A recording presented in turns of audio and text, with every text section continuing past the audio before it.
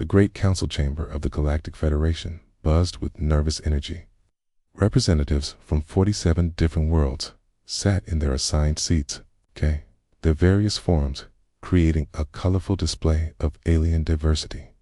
The Kaleri, with their long, graceful necks, swayed anxiously.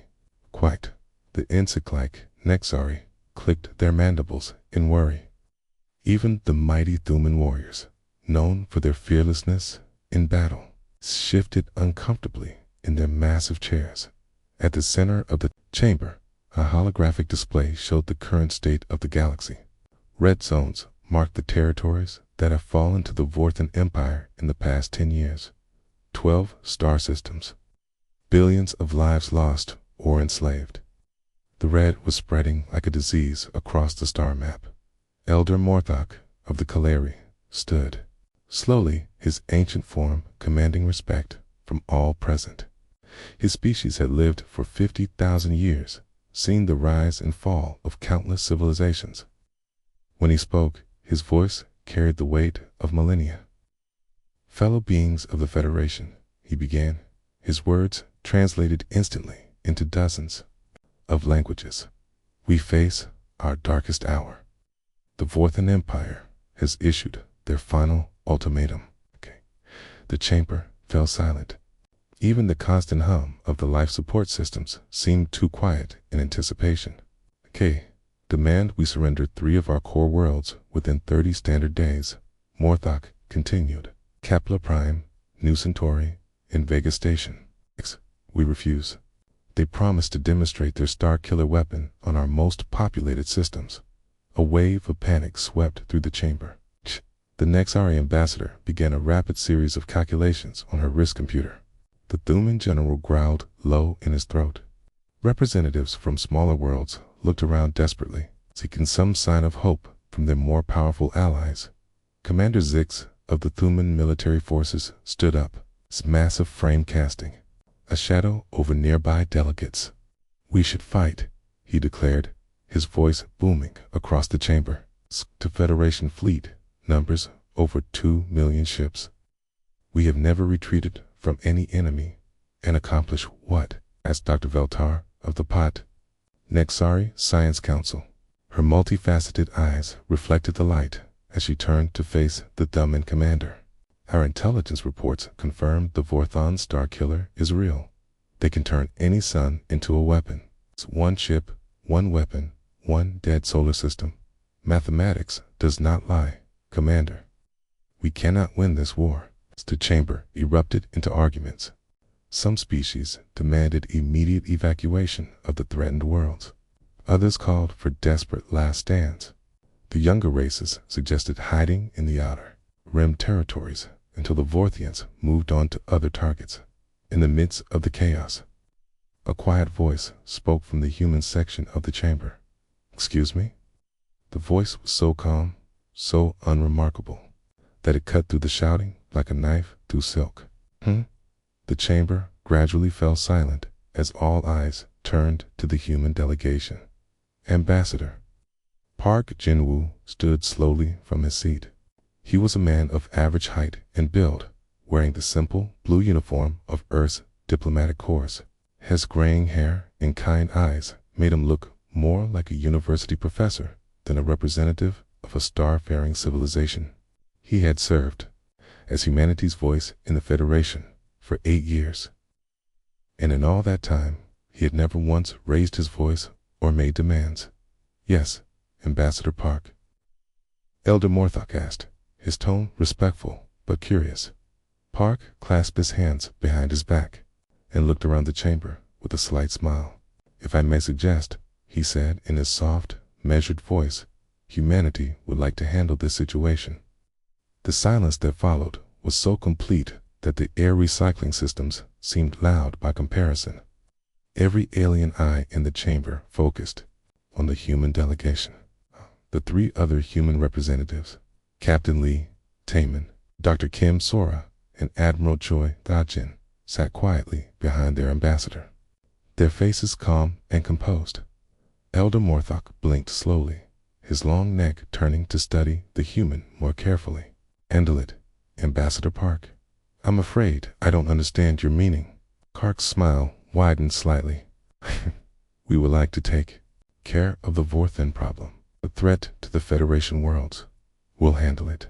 The Nexari scientist, Dr. Veltar's compound eyes seemed to refocus as she processed this statement.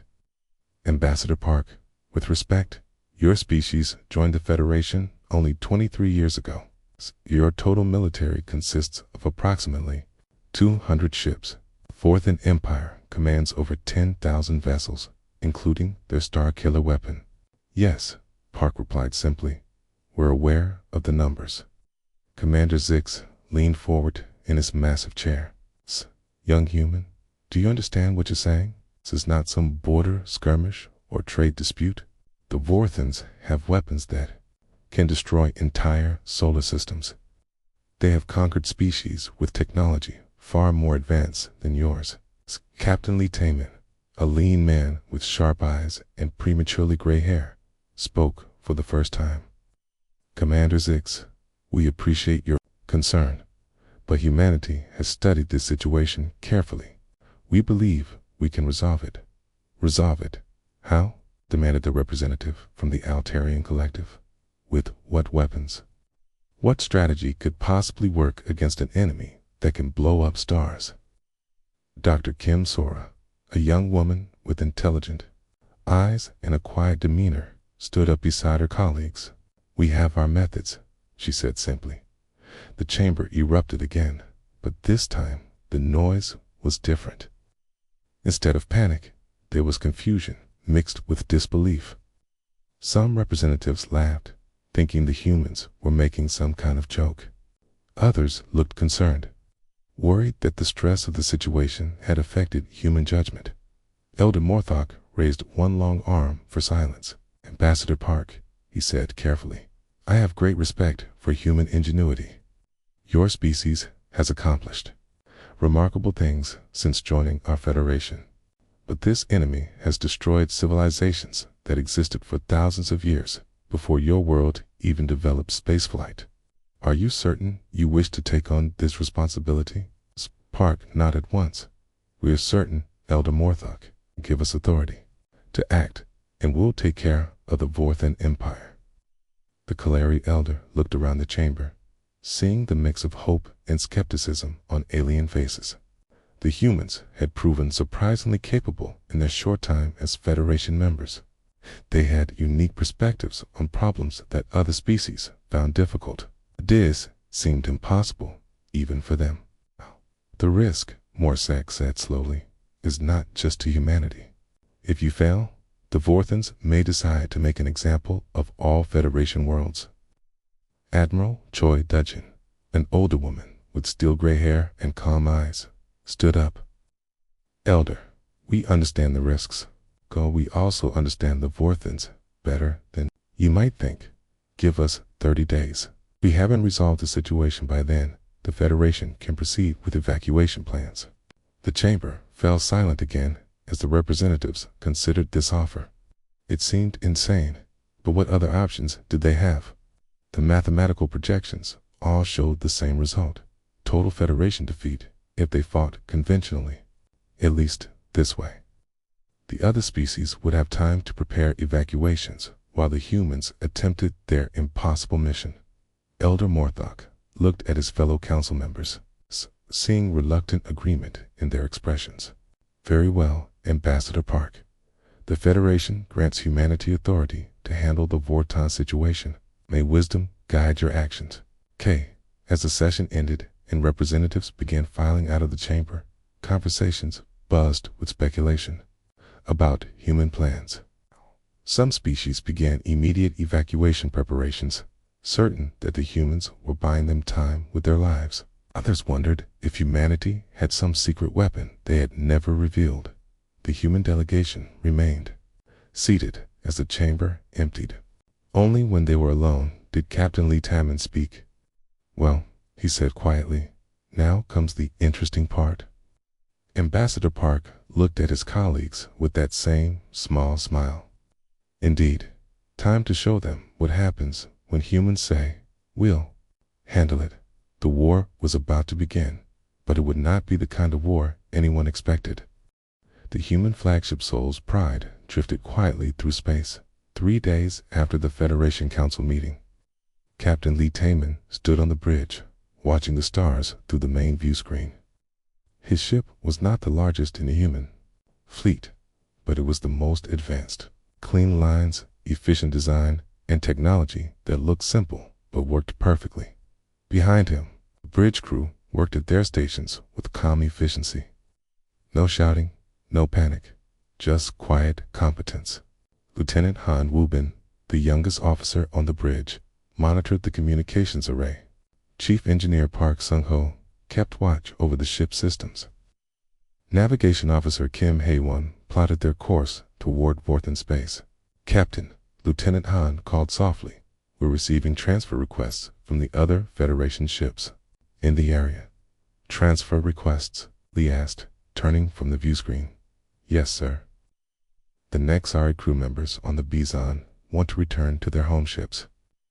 The Thuman Marines aboard the Inchen are requesting immediate transport back to their battlecruiser. Same story across the fleet. Lee nodded slowly. He had expected this. Approved.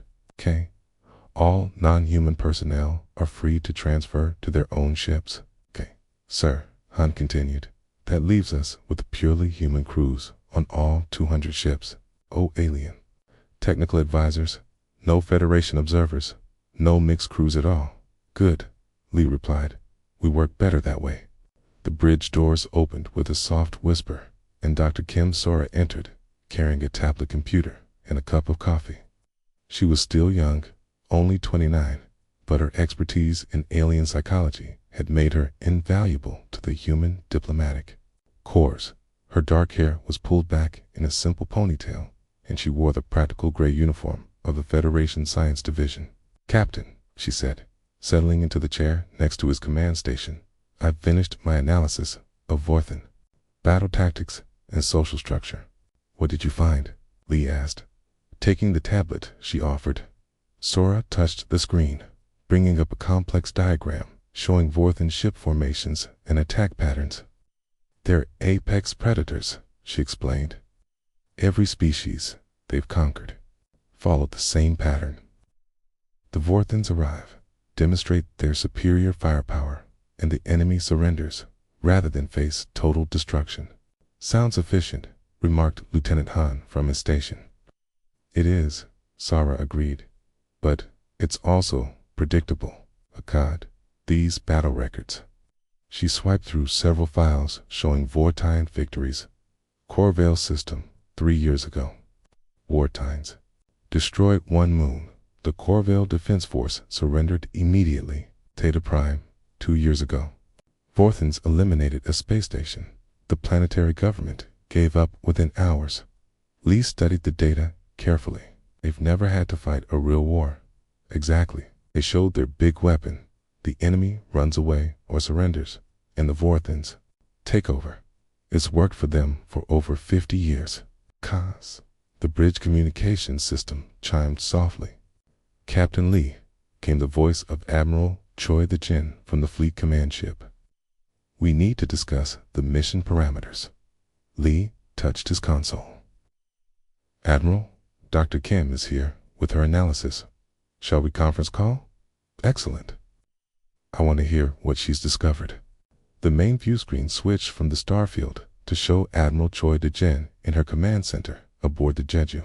She was a woman in her early 40s, with steel gray hair and the kind of calm confidence that came from 20 years of military service.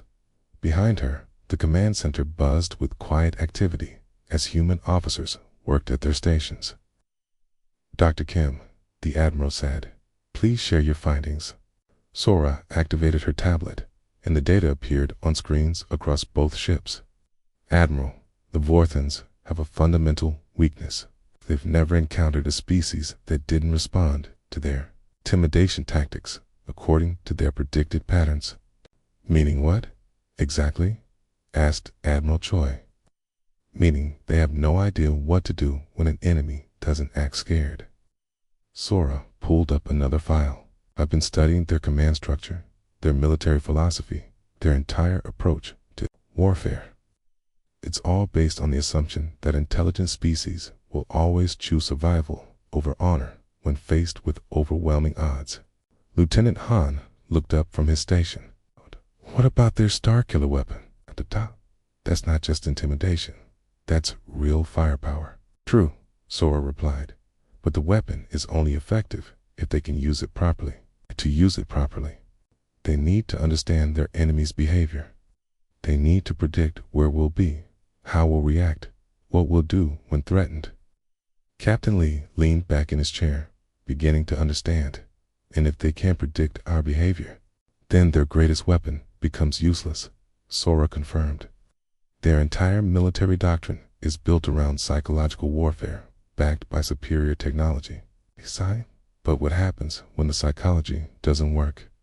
Admiral Choi smiled grimly from the view screen. Then they're just another enemy with big guns and no idea how to use them. Precisely. Sora switched to a new display showing human military exercises from the past year, which brings us to our advantages. While the Federation species have been focused on building bigger weapons and stronger defenses, we've been doing something different. The war games, Lee realized. Every major military simulation in Federation space for the past 12 months, Sora confirmed. The Nexari quantum battle scenarios, the Thuman fleet exercises, Kaleri strategic defense simulations. Humanity participated in all of them. Lieutenant Han frowned. But we lost most of those exercises. The other species always had better technology, more ships, stronger weapons. We lost the simulations, Admiral Choi said from the screen. But we won something more valuable. We learned exactly how every species in the galaxy thinks about warfare, including the Vorthines. Sora nodded enthusiastically. The Vorthons have been studying Federation military tactics for years, preparing for this war. But they've been studying the wrong thing. They've been learning how to fight Kaleri fleets in Nexari technology and Thuman battle formations. They know how to counter every standard Federation military approach, but they don't know how to fight humans, Lee concluded. They don't even know how humans think, Sora replied. We've been in the Federation for 23 years, but we've never fought a real war as Federation members. Every conflict we've been involved in has been diplomatic or support roles. The Vorthins have never seen human military doctrine in action. Admiral Choi leaned forward on the screen. Dr. Kim, show them the psychological profile. Sora brought up a new file, this one showing detailed analysis of Vorthin leadership structure and decision-making processes. The Vorthins are extremely hierarchical. Orders flow down from the top, and subordinates never question their superiors. It makes them very efficient, but also very rigid. Rigid? How? Asked Lieutenant Han. They can't adapt quickly to unexpected situations. If their plan doesn't work, they don't have backup plans. They have backup weapons, backup ships, backup troops, but they don't have backup ways of thinking. Captain Lee studied the data with growing understanding. So if we can break their initial plan, they won't know what to do next. Exactly. And their initial plan is always the same. Demonstrate overwhelming force, wait for surrender, occupy the defeated territory. Key, they've never had to go to plan B because plan A always works. Until now, Admiral Choi said quietly. Sora switched to a final display, showing the current positions of both fleets. The Vortin fleet is already moving toward Federation space. They expect to arrive at the border in 6 days, demonstrate their Starkiller weapon, and receive our surrender within hours. Instead, Lee said, they're going to encounter something they've never seen before. Species that doesn't respond to intimidation the way they expect, Sora confirmed. A species that doesn't follow any of the behavioral patterns they've studied.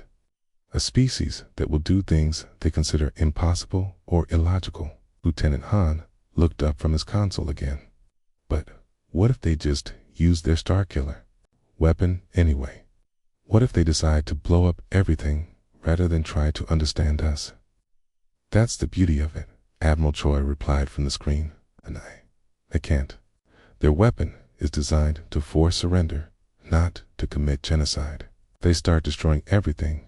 They don't get to rule anything, and ruling is what they want, not destruction. Sora nodded agreement. Okay. The Warthians are conquerors, not destroyers. They want to add Federation territory to their empire, not turn it into empty space. The Starkiller weapon is a tool of intimidation, not annihilation. So our job, Captain Lee said slowly, is to make sure their intimidation doesn't work. Our job, Admiral Choi corrected, is to make them so confused and frustrated that they make mistakes. And once they start making mistakes, they'll defeat themselves. The bridge fell quiet as the human officers absorbed this strategy. It was unlike anything taught in any military academy. Instead of preparing to fight the enemy's weapons, they were preparing to fight the enemy's expectations. One more thing, Sora said, bringing up a final display. I've been analyzing the psychology of their fleet commanders. They're all chosen for their ability to follow doctrine perfectly. They're not independent thinkers or creative problem solvers. They're managers, not leaders, which means, ask Lieutenant Han, which means when their doctrine stops working, they won't know what to do. They'll panic, make emotional decisio. War Master Kethfer stood on the bridge of his flagship Doom's Edge, watching the approaching Federation border through the main display. His massive form towered over the control stations, dark scales gleaming under the ship's lights. 4 arms gestured as he spoke to his officers while his tail swept impatiently across the deck. Status report, he commanded, his voice a deep rumble that made the bridge vibrate. Sub-Commander Velkoth. A smaller Vorthan with nervous yellow eyes checked his instruments. War Master, we are 6 hours from the Federation border. All ships, report ready for combat. Starkiller weapon is fully charged and operational. Kethwer nodded satisfaction. This would be another easy conquest, like all the others. The Federation species would see their mighty fleet, witness a demonstration of the Starkiller, and surrender within hours. Then the real work would begin, organizing the new territories, installing Vorthan governors, collecting tribute from the conquered worlds. Any word from Federation Command? Kethfer asked. Nothing, War Master. Their fleets appear to be evacuating the border systems. Long-range sensors show massive civilian transport movements away from our approach vector. As expected, Kethwar rumbled. They know they cannot fight us, so they run, cowards, like all the others. The Vorthan fleet moved through space like a dark cloud of death. 10,000 ships of various sizes, from massive dreadnoughts to swift attack cruisers. The center sailed the Doom's Edge, carrying the weapon that had ended 12 civilizations without firing a shot. The Starkiller had only been used 3 times, and each demonstration had resulted in immediate surrender. As War Master called the communications officer, "We're detecting a single ship at the border." Kethfer's 4 eyes focused on the tactical display. A small dot appeared at the edge of their sensors, directly in their path. "One ship? Identify it." "Unknown design, War Master. It appears to be broadcasting on all frequencies." Let's put it on screen. The main display changed to show a small vessel, perhaps 1/10 the size of a Vorthon cruiser. It looked primitive by Vorthon standards, with simple hull design and basic weapon systems. But it was not running away. Instead, it held position, directly in the path of the massive Vorthan fleet. "They wish to surrender formally," Sub-Commander Velkoth suggested. "Some species prefer ceremonial surrender to simple retreat." "Perhaps," Kethfer mused, "open communications. Okay, let us hear what they have to say before we destroy them." The communications officer worked at his station for a moment. "Channel open, War Master." The screen changed to show the interior of the alien ship's bridge. A human male sat in what appeared to be a command chair, wearing a simple blue uniform. His hair was graying at the temples, and his expression was completely calm. Behind him, other humans worked quietly at their stations. "Greetings," the human said in perfect Vorthen, his voice pleasant and conversational. "I am Captain Lee Tamman of the human vessel Soul's Pride. I represent the Galactic Federation in this matter." Kethveri leaned forward, studying this strange creature. Humans were one of the younger species in the Federation, barely worth his attention. "I am War Master Kethver of the Vorthen Empire. You will surrender immediately and prepare to be boarded." The human smiled, not the fearful grimace of a defeated enemy, but a genuine, friendly smile. "Actually, War Master, we're here to discuss your surrender." The bridge of the Doom's Edge fell completely silent. Every Vorthen officer stopped what they were doing and stared at the screen. The commander, Velkoth's yellow eyes went wide with shock. The communications officer actually dropped his headset. Kethver felt his scales prickle with confusion. In 50 years of conquest, no enemy had ever said those words to him. "My surrender," he repeated slowly. "Yes," Captain Lee replied calmly. "You have exactly 1 hour to power down your weapons and prepare your ships for boarding. Any hostile action will result in the complete destruction of your fleet." A silence stretched on for long seconds. Then Sub-Commander Velkov began working frantically at his tactical computer. "War Master, I am detecting no other ships in the area. Sensors show only the single human vessel. Their weapons are minimal, perhaps sufficient to damage a transport, but nothing more." Kethwar's confusion deepened. His tactical training had covered thousands of scenarios, but none like this. How could one primitive ship threaten a fleet of 10,000 vessels? Where was the trap? Where were the hidden weapons? "Human," he said carefully, "you face 10,000 Vorthen warships. We possess weapons capable of destroying your sun. How do you plan to defeat us with a single vessel?" Captain Lee's smile widened slightly. "Same way we defeated the Nexari simulation fleet last month. It's the same way we destroyed the Thummin War Games fleet 3 weeks ago. It's the same way we eliminated the Kaleri theoretical maximum defense grid just last week." Spakander Valkoth looked up from his computer with panic in his eyes. "War Master, I am checking our intelligence files. The humans did participate in those exercises. According to our spies in Federation space, they won decisive victories in each case." "Impossible," Kethver growled. "Our intelligence reports show human technology is inferior to all major Federation species. They have been Federation members for less than 30 years." "Your intelligence reports are correct," Captain Lee agreed pleasantly. "Human technology is inferior to most Federation species. We have fewer ships, weaker weapons, and smaller crews than our allies." "Then how did you win those battles?" Kethver demanded. "We cheated," Lee replied simply.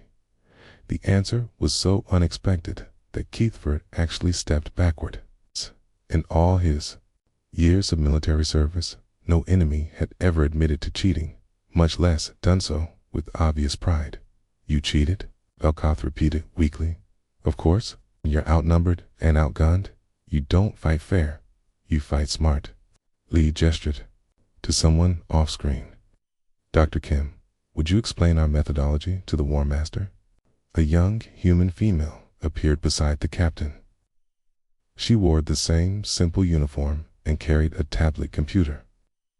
"War Master Kethver, my name is Dr. Kim Sora. Spent the last 6 months studying Vorthon military tactics, social structure, and psychological profiles." Kethver felt a chill run down his spine. Psychological profiles. Yes. Did you know that Vorthen commanders have never successfully adapted to unexpected enemy behavior? Your entire military doctrine assumes that enemies will respond to superior force with either retreat or surrender. You have no protocols for dealing with opponents who ignore your threats. "This is ridiculous," Velkov interrupted.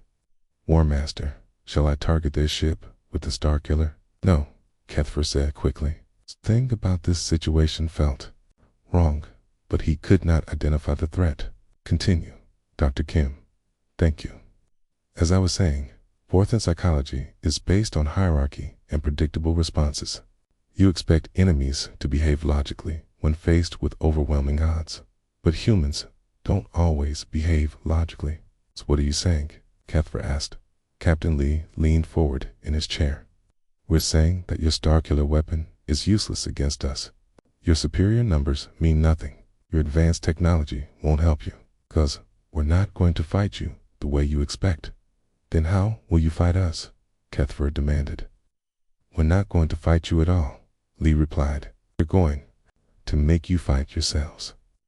Before Kethfer could respond, alarms began sounding throughout the Doom's Edge. Red lights flashed on every console, and its officers began shouting reports. War Master, something is wrong with our targeting systems. Navigation computers are showing impossible readings. The Starkiller weapon is detecting multiple targets, but sensors show only empty space. Kethfer spun to face his tactical officer. What is happening? Unknown, War Master. Our systems are malfunctioning. Every ship in the fleet is reporting similar problems. On the screen, Captain Lee continued to smile calmly. Oh, that would be Lieutenant Han's work. It's quite good with computer systems. What have you done to our ships? Kethfer roared. Nothing permanent, Dr. Kim replied. We've simply introduced a small amount of conflicting information into your network systems. Your computers are now receiving data that doesn't match your sensors. Your targeting systems can't determine what's real and what isn't. This is impossible, Velkoth whispered. Our computer security is absolute. Your computer security is designed to keep out enemies who think like you do, Captain Lee explained. But humans don't think like Vorthons. We don't follow your logical patterns. We don't use your expected attack methods, okay? We do things that your systems were never designed to handle. Kethfer watched in growing horror as his perfect fleet began to malfunction around him. Ship commanders were reporting false targets, navigation errors, and communication breakdowns. The rigid hierarchy that made Vorthan forces so efficient was becoming a weakness as confused orders spread through the chain of command. War Master, the communications officer, called out. We're receiving surrender requests from 17 of our own ships. They think they're being attacked by invisible enemies. And that's just the beginning, Captain Lee said cheerfully. Dr. Kim, would you like to explain Phase 2? The young scientist consulted her tablet. Certainly, War Master. In approximately 15 minutes, your fleet commanders will begin receiving contradictory orders from your own command syst. Lieutenant Han Woo-bin adjusted his flight harness as his small fighter craft approached the massive Vorthan fleet. From his cockpit, the enemy ships looked like a dark wall of metal stretching across the stars. Each Vorthon cruiser was 10 times larger than his tiny vessel, bristling with weapons that could vaporize him in seconds. Lightning One, Two Souls Pride. He spoke into his headset, keeping his voice steady despite the fear in his chest. Beginning attack run on the flagship. Copy that. Lightning One, came Captain Lee's calm voice through the radio. Remember, you're not there to fight. Just deliver the package and get out. Understood, Captain. Han pushed his fighter into a steep dive toward the Doom's Edge. Behind him, the rest of his squadron followed in tight formation. To the Vorthans, it would look like a desperate suicide attack by primitive human fighters. They had no way of knowing that this attack was something completely different. On the bridge of the Doom's Edge, War Master Kethfer watched the approaching fighters with confusion and growing anger. His fleet was in chaos, with ships receiving conflicting orders and reporting phantom enemies. Now the humans were sending their tiny fighters against his flagship in what appeared to be a meaningless gesture.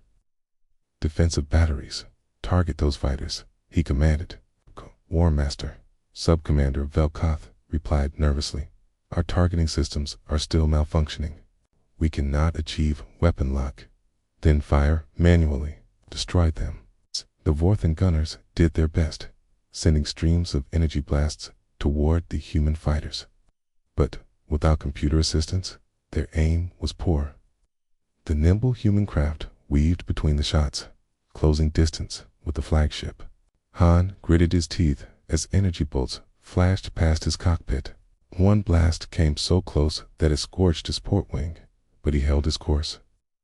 In the cargo bay behind his seat, millions of microscopic devices waited for deployment. Dr. Kim Sora had called them her special gift for the Vorthians. Package deployment in 10 seconds, Han announced to his squadron. Scatter pattern Alpha on my mark. The human fighters reached optimal range and released their cargo. To the naked eye, nothing seemed to happen.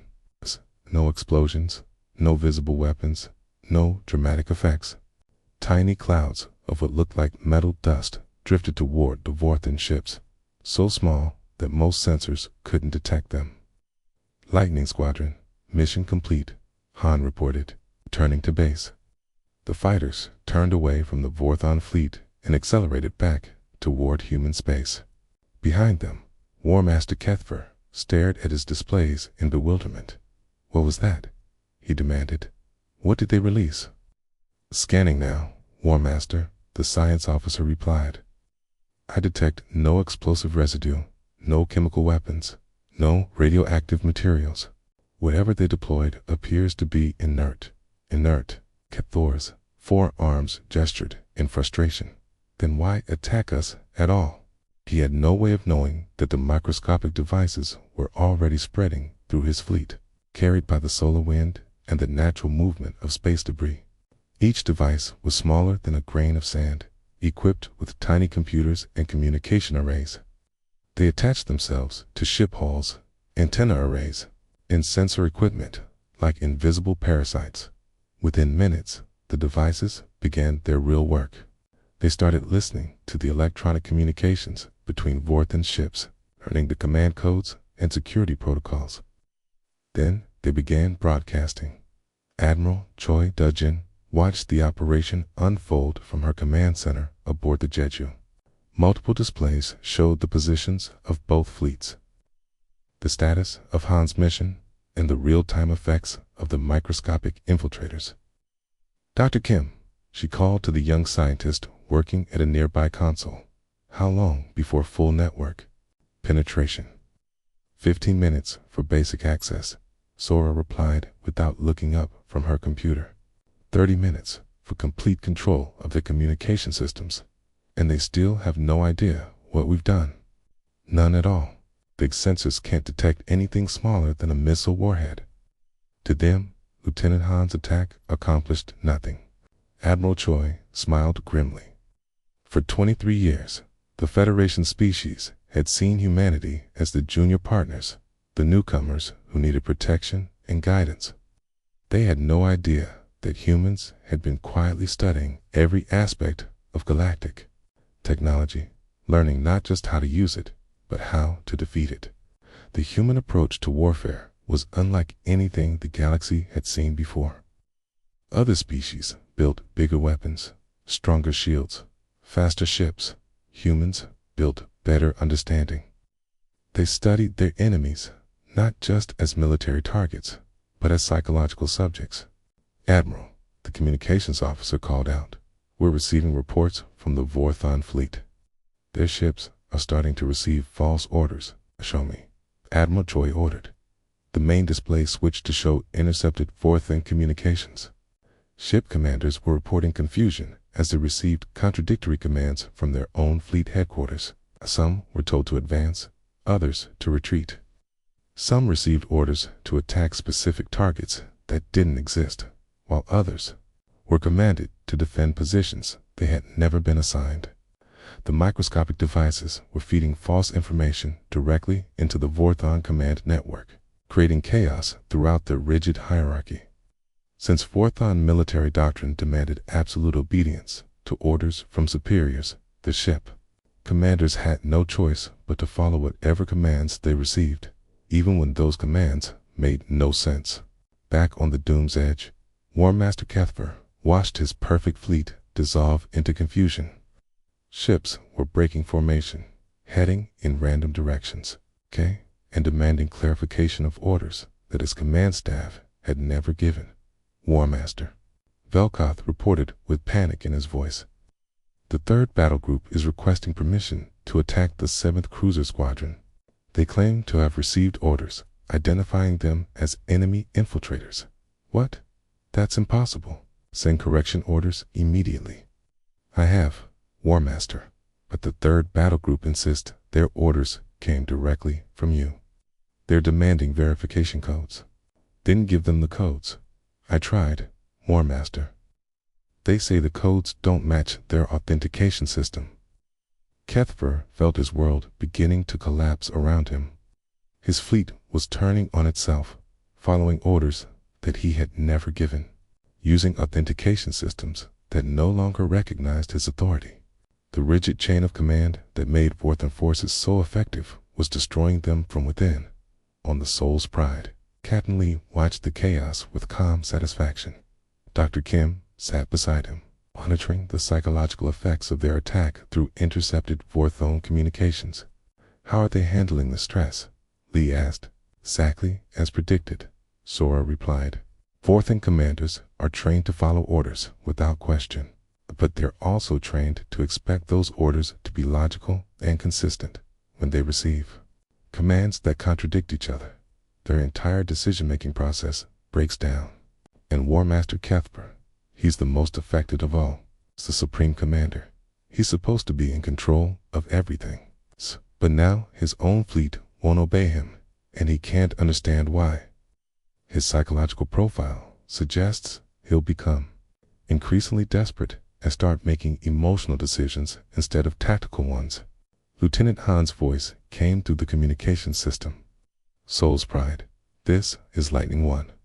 All fighters have returned safely to base. Mission accomplished. Well done, Lieutenant, Lee replied. Dr. Kim, how much longer before the Vorthans realize what we've done? They may never realize it, Sora answered. Our devices are designed to mimic their own communication protocols perfectly. To their sensors, the false orders appear to be coming from legitimate command sources. Spellbly assume it's a massive system failure or sabotage by Federation infiltrators, which means they'll start looking for enemies within their own ranks, Lee concluded. Exactly. Paranoia is already setting in. I'm detecting increased security sweeps, loyalty checks, and interrogations throughout their fleet. They're so busy hunting for imaginary traitors that they can't focus on fighting us. Admiral Choi's voice joined the conversation from the Jeju. Captain Lee, we're approaching the critical phase. The Vorthans are becoming increasingly unstable. Sooner or later, someone is going to suggest using the Star Killer weapon to end the confusion. Are we ready for that? Lee asked. Dr. Kim's psychological analysis says yes, Admiral Choi replied.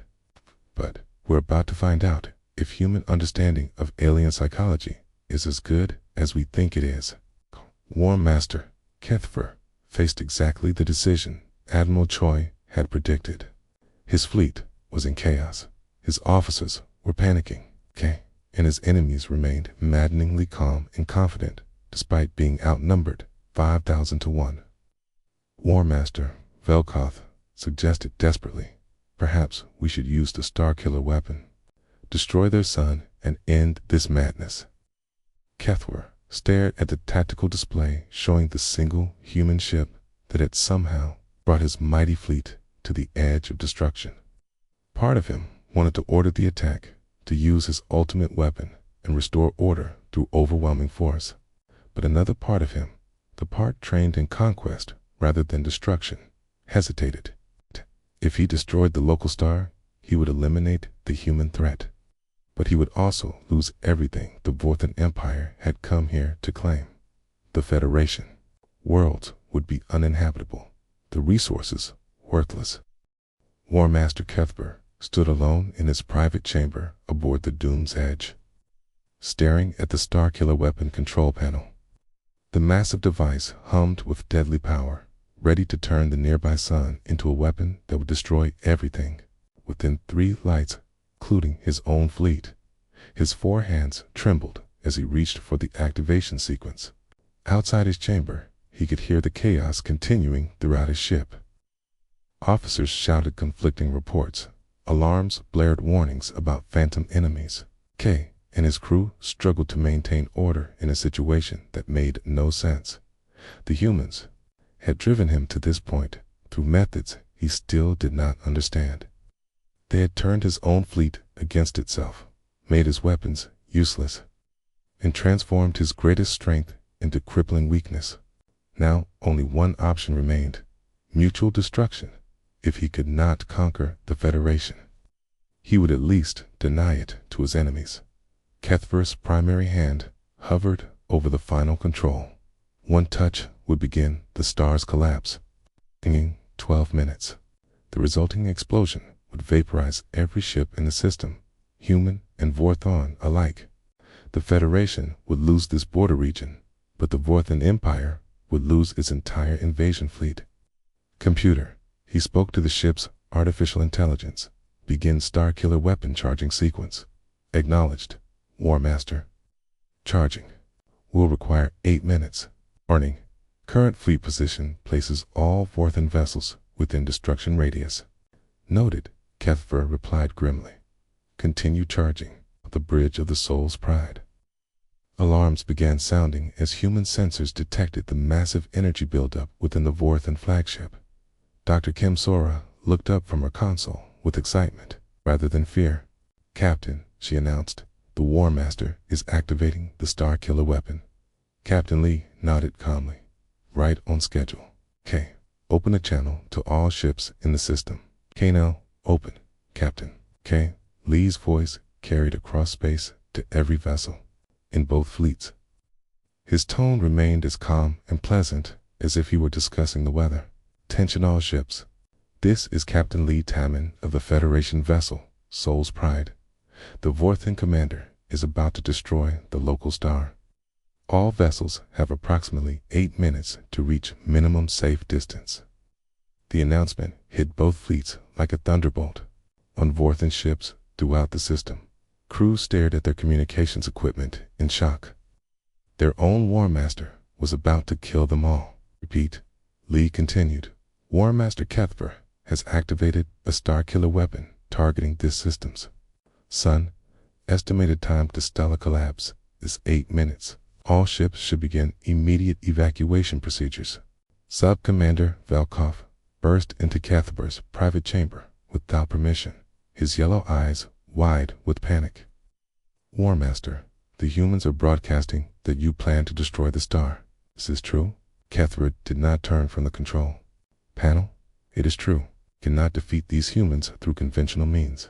If we cannot conquer them, we will deny them victory. But War Master, that will kill our entire fleet.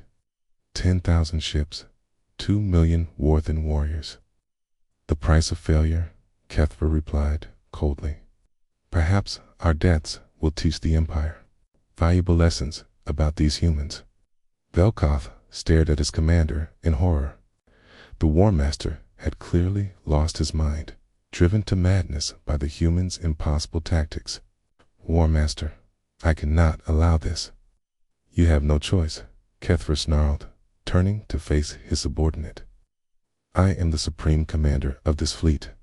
My orders are absolute. Not when those orders mean certain death for our own forces, Velkov replied, drawing his sidearm. War Master Kethver, I hereby relieve you of command under Emergency Protocol 7. Other Vorthon officers rushed into the chamber, alerted by the confrontation. They found their War Master and Sub-Commander facing each other with weapons drawn, while the Starkiller weapon continued its deadly countdown throughout the Vorthon fleet. Similar scenes played out as ship commanders realized their supreme leader had ordered their deaths. The rigid hierarchy that had made them so effective began to crumble as survival instinct overcame military discipline. Captain Thokmar of the heavy cruiser Death's Hand was the first to break ranks. All ships, this is Death's Hand. I am withdrawing from the system immediately. Any vessel that wishes to survive should follow.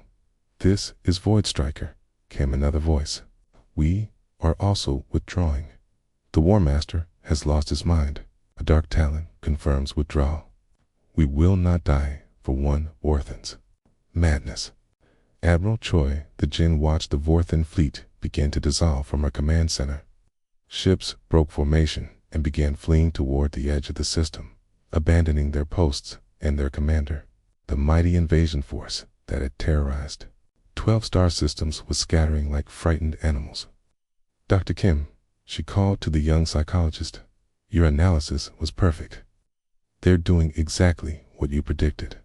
Thank you, Admiral, Sora replied, monitoring the psychological breakdown through intercepted communications. The Vorthen military structure cannot handle a commander who violates their basic survival instincts. When Kethver ordered their deaths, he destroyed his own authority. On the Soul's Pride, Captain Lee continued his calm broadcast to the fleeing ships. Attention, Vorthen vessels. You have 6 minutes to reach safe distance. The human fleet is withdrawing to coordinates 7-7 Alpha. Any Vorthen ships that wish to follow are welcome to join us. The offer was so absurd that several Vorthen captains actually laughed despite their terror. The humans were inviting their enemies to evacuate alongside them, treating the situation like a natural disaster rather than a military engagement. But the absurdity worked. Faced with a certain death from their own weapon and a generous offer of safety from their enemies, dozens of Vorthon ships changed course to follow the human fleet away from the doomed star. In his chamber aboard the Doom's edge, War Master Kethver found himself surrounded by his own officers, all with weapons trained on him. Sub-Commander Velkoth had taken control of the ship and was desperately trying to shut down the Starkiller weapon. The human captain is right, Velkoth announced to the bridge crew. We have less than 5 minutes to escape the destruction. Radius, all ships, follow the human evacuation vector immediately. You cannot countermand my orders, Kethver raged, but his voice carried no authority. His own crew ignored him completely, focused entirely on survival. War Master, Velkoth said sadly, you forgot the most basic rule of command. A leader who orders his followers to die meaninglessly is no longer a leader. The Doom's Edge joined the general exodus from the system, its crew working frantically to shut down the Starkiller weapon before it could complete its deadly work. With 2 minutes to spare, they succeeded in aborting the stellar collapse sequence. Captain Lee watched the Vorthen flagship limp away from the system, its weapon powered down and its commander deposed.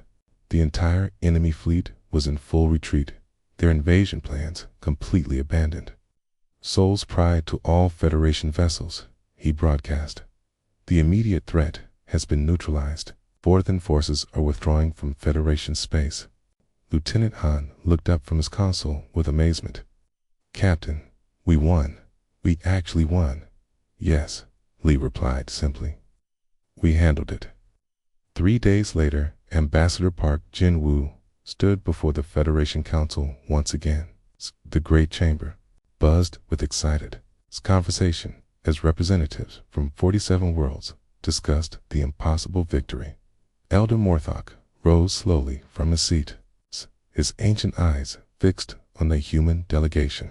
Ambassador Park, he said formally, the Federation Council wishes to express its gratitude for humanity's actions. The Vorthen threat has been eliminated without the loss of a single Federation ship or the destruction of any populated worlds. Thank you, Elder Morthok, Park replied with his characteristic modest smile. We were happy to help. The Council is curious, continued the Kaleri Elder, about the methods you employed. Our analysis of the engagement shows that you defeated a superior enemy force without firing a single shot in anger. Dr. Kim Sora stood up beside her ambassador. Elder, we simply used the enemy's expectations against them. Every species in the galaxy develops military doctrine based on logical assumptions about enemy behavior. But those assumptions become weaknesses when facing an opponent who doesn't follow the expected patterns. Commander Zix of the Thuman leaned forward in his massive chair. You mean you defeated them by being unpredictable? More than that, Admiral Choi the Jin replied via holographic projection. We defeated them by understanding them better than they understood themselves. While they studied our technology and our tactics, we studied their psychology and their culture. And we discovered something interesting, Captain Lee added. Every species in this galaxy is a specialist. The Kalari are wise. The Nexari are brilliant. The Thuman are strong. But humans are generalists. We don't excel at any one thing, but we understand everything. Ambassador Park nodded agreement. That's why when we say we'll handle it, we can actually deliver on that promise. We don't fight the enemy's strengths. We fight their assumptions. The chamber fell quiet as the representatives absorbed this explanation. Finally, Elder Morthok spoke again. And what of the Vorthan Empire? Will they attempt another invasion? No, Dr. Kim replied confidently. Their entire military philosophy was based on intimidation and